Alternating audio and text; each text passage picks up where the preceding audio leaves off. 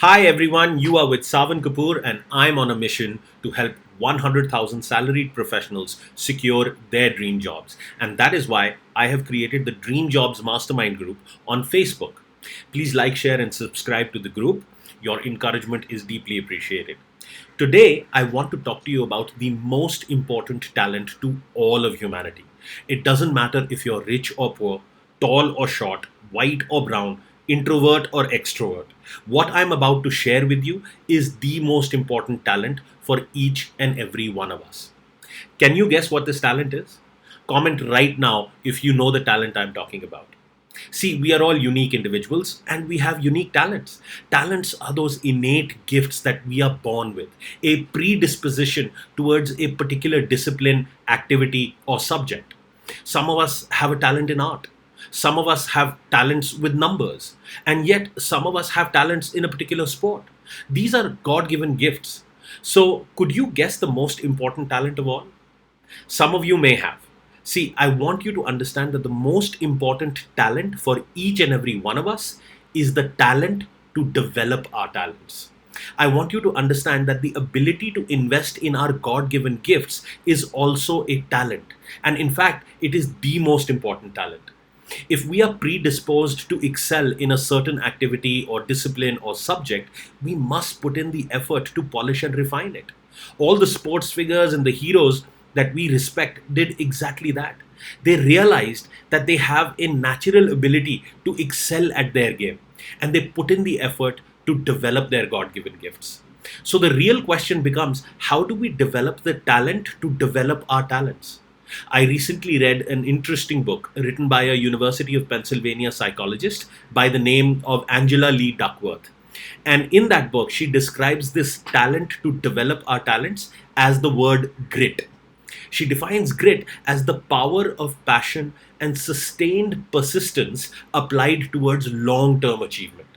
It was this pig headed ability, to stay at it and not give up no matter how hard it gets that allows us to eventually develop mastery. Jim Collins, in his book Good to Great, defines it as the 10,000 hour rule.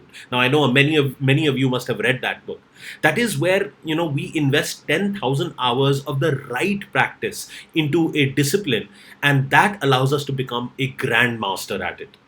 10,000 hours is equal to practicing something for 5 hours a day diligently over a 5 year period. Now, that is a lot of practice, but it must also be the right practice. Practice alone doesn't make us perfect something. Only the right practice makes us perfect it. Think of a batsman, just spending time standing on the pitch, just hitting some balls. If he or she doesn't put in the right practice, that is the right technique, the right form, the right amount of control, the right physical movements, the right mental game, then he or she will not attain mastery. Overall, many individuals have realized that it is this relentless pursuit of perfection that itself is the mother of all talents. See, whatever we do, we will get good at it. If we spend time complaining, we will get good at it. If we spend time refining our skills and our God given gifts, we will get good at it. So please be mindful of what it is that you have a predisposition towards so that it is in your awareness and you can put in place the process to not only excel at what you have been born with, your talents that is, but you can also develop the talent to develop your talents. In fact, I would go so far as to say that it is this ability to develop your talents that will allow you to find your true calling. So, a strength is just a talent that you have invested time into and the discipline required to polish it. See, there are two things that are happening here. One is to be able to spot your talent, and the second is the investment you need to put in to develop it. So, mathematically speaking, a strength is equal to your talent multiplied by the investment you put into it of time to refine that skill into developing it.